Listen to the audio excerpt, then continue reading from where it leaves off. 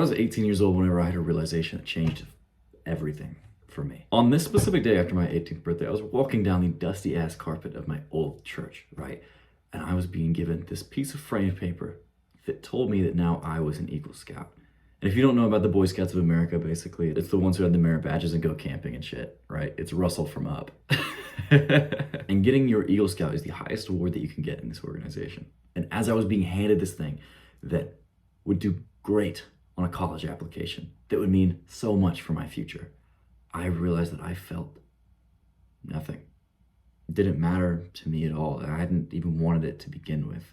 I didn't like camping or merit badge collecting or even the outdoors. I realized in that moment that I had put in hours every single week, given up weekends of my month, given up summers for 7 years now, just so that I could please my parents. My dad had always pushed for me to go into Scouts. And now that I had this highest achievement in the organization, right, I expected him to be happy, to be proud, something. But I looked at him after we received these awards and walked back to our seats, and all I could think was unchanged. We went back home afterwards and everything was the same. Life kept going just the same as it had the day before and just the same as it would the days after. And I realized this wasn't just Scouts, right? This was with everything in my life so far. With every part of my life, I was so unhappy. I was so unmotivated. I felt nothing. I'd let my parents make every decision for me. I had no friends in high school. All my buddies in marching band had graduated out. It was senior year. It was just me. And it's my fault because I hadn't reached out to people. I hadn't made myself known because I was afraid of upsetting the social balance or being laughed at or being yelled at. And at this point, I didn't even understand why. Because there's some people who it seemed like it came so naturally to, right? They made friends so easily. They had hobbies that they loved since they were 10 years old. They were great at a sport. By the time that I had kissed a girl, they'd had 2 or 3 girlfriends, right? What is the difference between these people and me? I'm going to take a wild guess and say that you are the kind of person who finds it hard to speak up. You consistently get into conversations and it feels like there's nothing to say. Well, you crave being around people, but it almost seems like trying. There's not much of a point anymore. Like every conversation you have, it just ends up being boring. And you might not have a whole lot of close friends because it just doesn't seem to work out. You're just not the kind of guy who's social. And I'm going to take another wild guess and say that not just once, but consistently throughout your life, when you've tried to speak up, you've been shamed or made fun of for it, likely from your parents or from an early friend group. And I'm sorry, because it's not your fault. And it is so shit that you've been living your life this way because you were only a few steps away from living the kind of life where you do make friends easily, where social life comes naturally to you. Conversations are fun as fuck. You are the host. You are the social leader. People look up to you because you give back to people. That kind of life is not that far away, but you've been conditioned so far to believe that you're just not the kind of person who deserves it, that it's wrong for you to try, that it's not, could never be a possibility for you. If you know my story, you know that I am living proof that that belief is wrong. Because unlocking your authenticity, right, your genuine, real personality is like unlocking a skill in a skill tree. It takes XP, it takes experience, work, but of course you can do it. It's a skill. You have to believe me when I say the life of the socially connected is only a few steps away.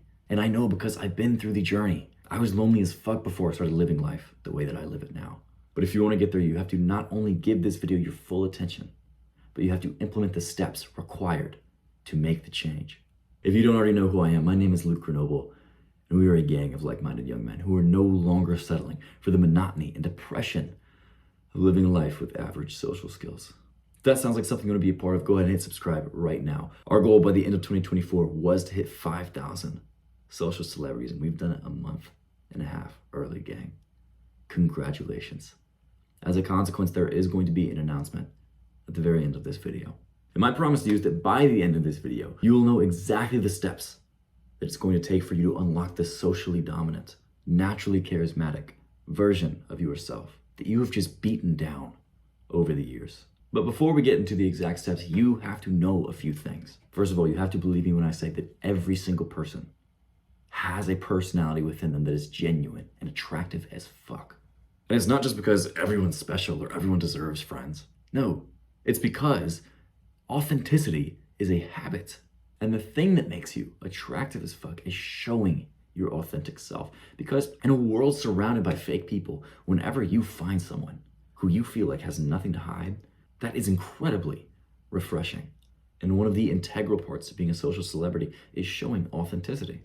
It's one of the first steps you're going to take to absolutely power level your social skills. Think of a time when you spoke to someone who felt naturally attractive, right? Like they just naturally have this likable charisma about them. It wasn't because they made a special percentage of eye contact, bro. It wasn't because they knew the 5 social hacks. It's because they were being genuine. They were being authentic.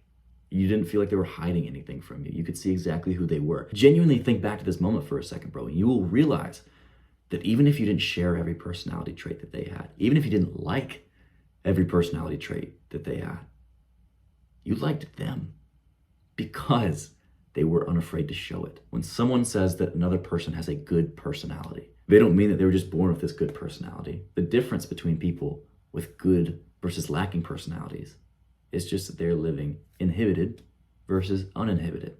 People with good personalities are just the people who are living life without constant fear, nervousness, self-consciousness, anxiety. They allow themselves to be shown without overthinking it. And if you struggle with self-expression, it's likely because you were shunned as a kid for showing it, for speaking up, for wanting to be successful at something. People beat you down for one reason or another. Often it's parents. Often it's some of the first people in your childhood. When this happens consistently, it makes you feel subconsciously like you don't deserve to speak up. But bro, self-expression is not a moral issue. And I will say that again because of how fucking important it is. Self-expression is not a moral issue. It means expressing yourself is not good or bad.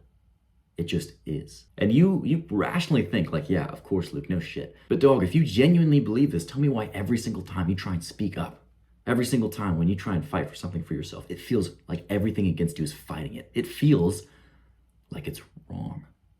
It's because subconsciously you genuinely think it's a morally wrong thing because of the conditioning you've went through. When you were punished throughout childhood for showing an emotion, whether it's anger or sadness, it's hard for you to express any emotion as an adult. Because the bro science way of explaining it is you can't turn one off. You have to turn them all off. But you have to realize there's no such thing as good or bad emotions. Even ones that people think stereotypically are bad, like anger, rage. There's only appropriate and inappropriate emotions for the situation, right? They're situationally based. Even anger is appropriate at times. It is the backbone of courage and passion. You have to also realize that you are naturally built with a sharpness for connecting with people because we're human beings. Based on survival, we have evolved to be able to keenly tell how social situations are going. We are built to not only receive this constant feedback, but to also give it too. Other people can tell exactly how we're feeling. The best conversationalists recognize this fact and lean into it. They don't think very much in conversation. They just react naturally. So what's the takeaway from this? To make the best impression, you have to stop thinking. You have to just be present and to respond spontaneously in the moment. This means don't think about your answer beforehand. If you're thinking about your answer to a question before the question's even asked, before they stop talking and you're already thinking of what to say next, you're doing it wrong, bro. When you aren't responding spontaneously, you come off as boring. Your conversations are flat because your mind is busy overthinking rather than genuinely taking in the information and responding in the moment. You lock up in conversations because you're trying to people please. You're worried about what other people think about you. Our goal is to start to unlock this skill in the skill tree of authenticity so that you can start to unlock yourself, right? So that you aren't so rigid in conversation, so you aren't overthinking, so that you can begin to respond naturally. And conversations are naturally going to go so fucking well for you. Now that you know the problems being faced, let's get into the exact steps you can take to create your authentic personality. Step 1 is defeating self-criticism. The first way you can start to do this is meditating. I know you've heard this over and over again, so I'm not going to go into detail about it. Just download this app. It's called Medito. It's absolutely free, bro. I'm not sponsored. I legally have to tell you if I am. It's just the one that I use because it doesn't cost me money, and it's really fucking simple. Just download that app. It doesn't matter how long you're meditating every single day. Just do it daily and don't miss. You'll see why in a second. Your action step right now, before you watch the rest of this video, is go ahead and pause it. Download that app. The next step to defeating this constant self-criticism in your mind is to start to practice taking action without thinking. And people are going to hate on me for giving this advice, right? Because every single person's always told you, think before you speak, think before you act. Not you, bro. Good advice for some people, not for you. The people who are way over here, who are acting without thinking, right? Who are just saying shit and hurt people's feelings all the time. These people need that advice. You are on the other side of the spectrum, where you're so caught up overthinking all the time in other people's minds. What are they thinking about me? How am I coming off right now? Should I go talk to that guy? Should I go talk to that girl? No. I'll do it next time. You said that 5 times now, bro. I want you to be in this healthy middle ground right here, where, yeah, of course you care what people think, but you don't act for other people. You are no longer worried about people pleasing. You're still a respectful guy. You're just not a bitch. When you start to act and practice purposefully not caring what people think, you start to become less self-conscious, which is a good thing. You have to purposefully start taking actions and making conversations and bringing yourself back to the breath. And this is why we meditate, bro. Not so that we can sit still for 10 minutes, not so that we can be karmically balanced, although that might be something for some people. But for me, honestly, I don't really give a fuck. For me, it's so that I can see actual results in my real life, so that when I'm in conversations, they go better. People feel this just warmth of presence every time they are around me because I've practiced being present. I can focus on conversations easily and not worry about what other people are thinking. I can just think about the conversation. When I catch myself starting to overthink, it's really easy for me to say, oh, that's an overthinking thought. Let me bring myself back. You also have to start to focus on being relaxed in new situations, right? Because you're always going to come across new things, new situations. And right now, what you are doing is you are immediately getting into fight or flight. And when that happens, guess what shuts down? Rational thinking. You cannot have good conversations. You cannot make good decisions whenever your rational thinking is shut down. This is why you lock up. Again, meditating and realizing you are doing it. Realizing what it feels like in your body whenever you start to lock up. And then recognizing it, bringing yourself back to your breath is going to help. What also helps me personally is before I go into a situation that I know is going to be new and I know is going to be challenging, I just think back to a specific moment whenever I'm relaxed as fuck. Specifically, I think about going to get Taco Bell at 2 a.m. with my fucking best friend from high school, right? Who I could say anything around. We just hang out for hours and sometimes say nothing. Sometimes I just say, bleed bop bow. And there's no judgment, right? We're just fucking boys. When I get myself into this state of being, just by visualizing it in as much detail as possible, I tackle any situation I come across in a relaxed manner. Find what that moment is for you. Maybe it's just you chilling out at home, drinking some tea. Whatever it is for you, visualize that moment and how you feel. You're going to start feeling the same things right now. The best way that I've found that you can start putting yourself in these new situations is to start speaking loudly. Speak louder than you normally would, and then say exactly what's on your mind. This is where you start practicing not caring what other people think, having no thought as to how you're coming off or how others are thinking of you. If you like something about someone, tell them. When you're ordering your coffee, make sure that person can hear you. And anxiety is a bitch. It's going to come up. It's going to fucking come for you with a knife. This is when you have to bring yourself back to that breath. Purposefully practice action without thought. Last thing I want to speak on here is you have to stop anticipating fuck ups. Because in your mind, every time before you enter a social situation, you're thinking, what if this goes wrong? What if this goes wrong? And you think it's productive, right? That's the killer, is you think that you are doing a good thing because you are finding all of the things that could possibly happen and you're going to weed them out, right? You're going to make sure they don't go wrong. But in reality, whenever you obsess about all the things that could go wrong, you fuck up because that is what your mind is focused on. You're so jittery and you're so overthinking about it. Of course, you're going to make mistakes because you aren't just here. You aren't just focused and present. So don't try and anticipate fuck ups. Just go, just act and course correct as you go along. Because any mistake that you think that you're going to make, any consequence of this conversation is so fucking tiny. No one is going to remember it in an hour, much less tomorrow. And of course, you have to realize you're going to fail. It's going to happen, but that's good because you're going to learn and do better the next time. Step 2 is creating your thrive environment because so far you've been surviving. Now that changes. So think through all the friends and the friend groups that you have or just the people that you see on a daily basis if you don't even consider them your friends, right? Which ones build you up versus tear you down? Most likely the people that you spend the most time around are negative as fuck. Maybe they're even mean to you, but you just kind of play it off because it's who you have. But bro, you already know that you are the combination of the people that you spend the most time with. So how are these people affecting you? This is your friend test. The people that you should allow in your life versus the people that you shouldn't. The only test you should put them through is, do I want to be more like them? If the answer is no, cut them out. Either immediately or slowly over time, right? It doesn't matter which way, as long as they're out of your life. Because having people in your life that are tearing you down, maybe people who are still recreating that kind of thing from childhood of every time you speak up, they're on your case about it. That is going to hold you back. And it has been for years. You are becoming a different, better person now, and you cannot have them in your life because of that. If your answer to the question of do I want to be more like them was yes, great. These are the people that you want to invest in. Not only give them your time and attention now, but start to be an initiator with them. Be the guy who says, hey, let's all go hang out at this time, at this place. Start to be a social lead, and you're going to gain respect from people because you are taking on the work of figuring out fun things to do, what time, when, organizing everything. And not only do you get mad respect for that, but you are leveling up your skills of leadership, specifically for family and the people that you cannot remove from your life. If they are part of the no camp or you don't want to be more like them, you must have difficult conversations with them. You have to start being completely honest with them. Let them know how their actions have affected you and what you will and will not accept in your life going forward. And not emotionally, right? Not with blame.